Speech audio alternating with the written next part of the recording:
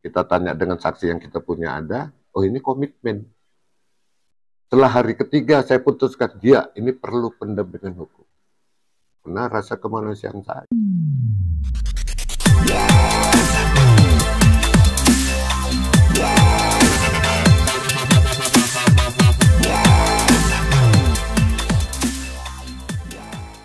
Oke, terima kasih.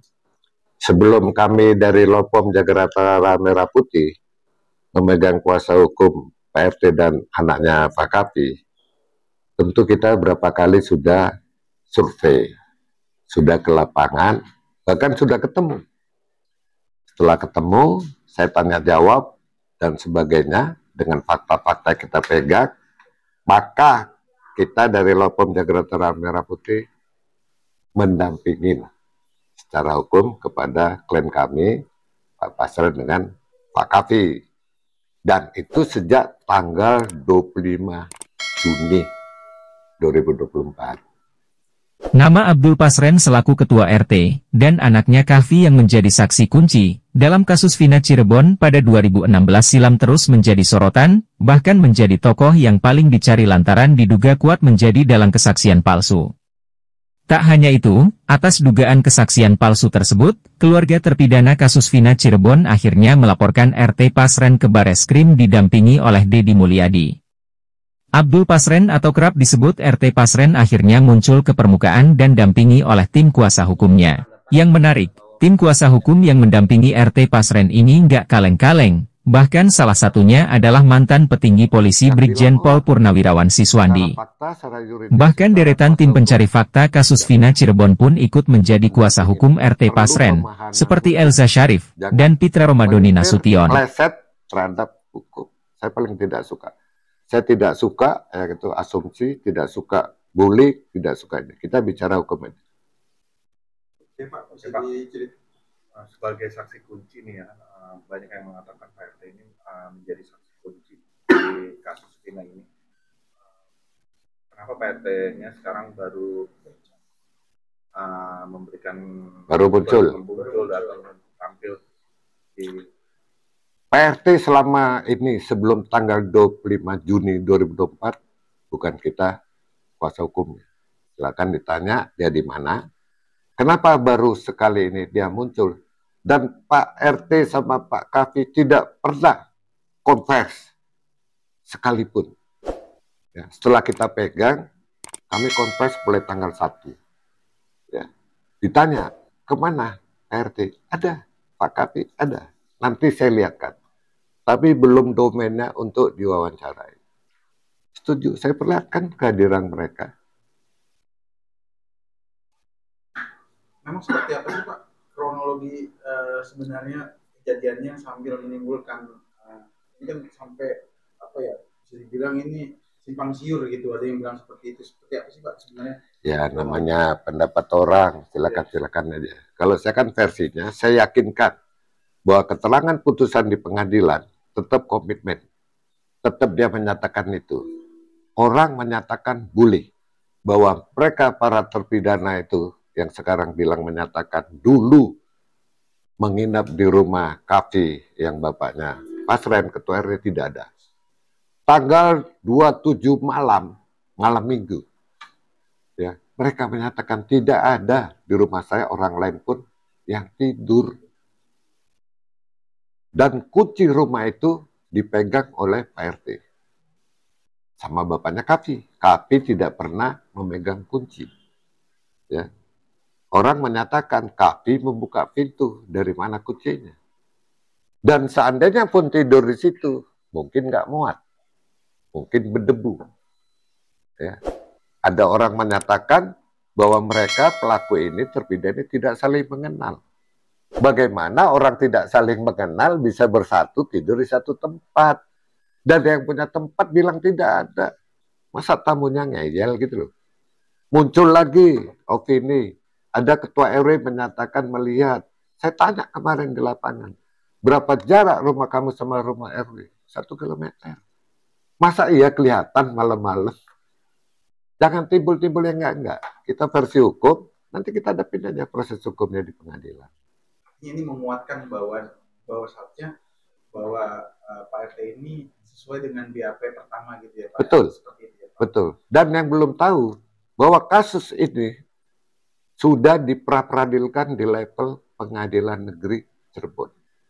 Praperadilnya kalah, ya kan? Infonya sudah minta gerasi, gerasinya ditolak. Kalau orang udah minta gerasi itu kan udah mengakuin kesalahan. Ngapain dia minta gerasi kalau nggak salah? Tingkat PN sudah diuji dengan pra-peradilan, banding dikuatkan PT, kasasi dikuatkan. Senjata satu, kalau nggak puas terhadap putusan, ya silakan PK, cari hukum baru. Daripada membuat opini, gitu loh. Pak, langkah hukumnya seperti apa nih Pak? Bapak sebagai kuasa hukum. Kewajiban saya memberikan bantuan hukum terhadap klien kami. Itu kewajiban. Ada niatan untuk melaporkan balik nggak Pak? Ini kaitannya kan dilaporkan. Bapak ini ada niatan untuk melaporkan balik. Itu jelas langkah hukum kita akan sampaikan. Ada isu, saya belum punya bukti, katanya dilaporkan ke Barreskrim. Oh silakan, kita buktikan. Kalau itu tidak terbukti, ya jangan salahkan kami untuk melangkah hukum. Kami akan melaporkan balik. Kita akan ladenin ya, silakan. Supaya nggak puas, silakan bikin laporan. Kita percaya dong dengan hukum. Karena panglima tertinggi kita hukum. Kemana lagi? Ada yang bilang ini apa? Rekayasa. Loh, rekayasa apa? Kalau ini putusan rekayasa sampai dengan kasasi, berarti polisi penyidik merekayasa. Jaksa selaku penuntut umum merekayasa. Hakim selaku pemeriksaan merekayasa. Mau dibawa kemana kepercayaan negara ini? Ini udah proses hukum, sudah inkrah. Ya, suka nggak suka, kita hormatin putusan hukum. Silakan aja klaim PK. Saya hormatin kalau klaim PK daripada ngomong di mana-mana. Ada rencana pendampingan hukum nggak Pak? Artinya nanti nggak bisa Pak RT panggil oleh pihak dari kepolisian. Mulai surat kuasa ditandatangani yang terbaru itu 1 Juli 2024, kami komitmen. Yang bersentuhan dengan hukum, kami harus mendampingi siapapun. Ya kan? Saya informasikan yang terbaru, ya kan? Informasinya ada 12 orang yang mengajukan perlindungan saksi dan korban ke LPSK. Kami baru mengajukan kemarin, tanggal 1, sudah masuk suratnya. Terhadap klien kami mengajukan ke LPSK. Kita tunggu aja prosesnya. Apakah 12 ini semua dilindungin atau dengan berapa orang? Kita hormatin lembaga LPSK yang independen. Oke Pak, apakah ada intimidasi buat Pak RT selama ini sehingga Bapak melaporkan ke LPSK ini? Oh banyak, ini salah satunya. Oh banyak, unjuk rasa tengah ini. Ada unjuk rasa malam hari ke rumah orang. Unjuk rasa itu ke kantor, institusi. Ini ke rumah. Ke rumah Pak RT-nya. Iya, bagaimana dia nyaman. Oh. Ini dibullying. Itu bentuk skywar ya. Ini dibullying deh. Oh, itu sempat dibullying. Nah, nih. Kasihan Nas, kalau keluarga kita begini di mana gitu loh, udah tua. Ini wajah kotornya ada pasien ngapain begini? Ini dibullying, dibesar-besarin begini. Gitu loh. Pasca dari itu mungkin kalau bisa seperti apa Pak? Bisa jelas, saya ketemu fisik aja makannya susah. Minum aja ada setengah iya, kasihan. Bapak belum pernah ketemu fisiknya. Kemarin di media kan sudah melambaikan tangan bahwa dia sehat. Tapi sehatnya tidak seperti sehat kita. Ada beban moral dia, sehingga pulang takut. Oh iya. Nah sekarang keamanan dia, tanggung jawab aparat keamanan. Hukumnya tanggung jawab kita pendampingan sebagai lawyer gitu. Mungkin terkait dari keterangan yang agak berubah-berubah itu sebenarnya ada intervensi juga nggak sih Pak dari pihak mana yang? Siapa yang memberikan keterangan berubah siapa? Ada diduga. Nggak ada diduga.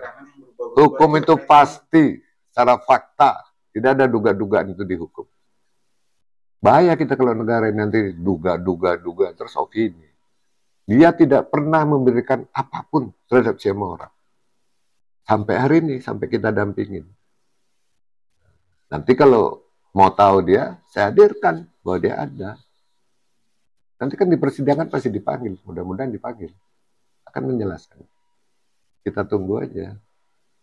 Pak, kita bergeser dengan kata kuasa hukum dari Pak RT atau veteran yang selama ini lagi awal ketemunya gimana sih Pak? Apa dari pihaknya Pak Treskrimum menghubungi Bapak atau gimana dengan kasusnya sekarang ini? Tidak ada. Saya kan mantan Kapolres Cirebon. Saya tahu paham persis masyarakat Cirebon. Ya, saya dari pihak ketiga, saya cari cerita punya cerita, ketemu kita di satu pertemuan. Belum kuasa hukum. Ya, kita dialog dengan tim saya. Kita tanya semua. Kita tanya dengan saksi yang kita punya ada. Oh, ini komitmen. Setelah hari ketiga saya putuskan, dia ini perlu pendampingan hukum. Karena rasa kemanusiaan saya. Baru tanggal 25, tandangan terkuasa. Tanggal 25 tandangan terkuasa, kita perbaruin dengan surat kuasa hukum yang baru. Mulai tanggal 1 Juli. Ini surat kuasa yang baru. Jadi di luar ini, bukan kuasa hukum klien kami. Di tanggal 1 Juli. Secara sah ya. Secara sah. Secara sah Bapak sudah menjadi kuasa hukum dari Pak ya. Di tanda tangan. Ya. Terus Nih, orang-orangnya sudah. Nih, di halaman berikutnya.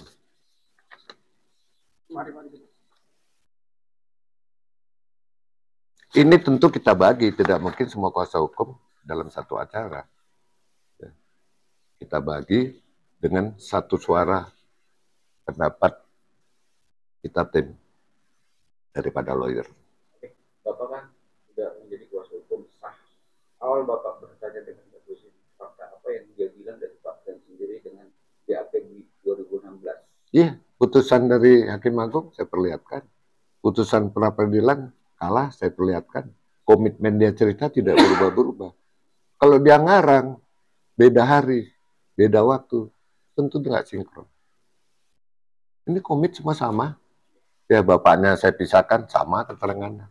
Kaki saya pisahkan, sama keterangannya. Saya samakan juga sama. Jadi awalnya pertanyaannya, BAP yang awal 2016 jelas bahwa fakta itu jelas bahwa dia emang menjabarkan dengan tektokan yang bahwa saat ini dugaan bahwa ya putusan aja, di putusan pengadilan itu ada kok. Saya berdasarkan putusan pengadilan yang sudah inkrah. Kenapa saya bilang katakan sudah inkrah? Karena PK sampai hari ini belum. Kita giring opini dari awal kan Pak, kan pertanyaannya soal BAP yang janggal Pak. Kan BAP itu kan seminggu kejadian itu kan saat BAP-nya di Polres Cirebon baru dilimpahkan. Betul. Sekarang kejanggalan apapun sudah upaya hukum mereka kok. Sudah pra-peradilan di Pengadilan Negeri Cirebon. Kalah. Mau diapain lagi? Kita berpedoman pada hukum aja. Kalau saya komentar itu aja. Kenyataannya pra-peradilan kalah. Kenyataan putusan PN, PT, kasasi kalah. Tidak PK. Terus mau percaya kepada siapa?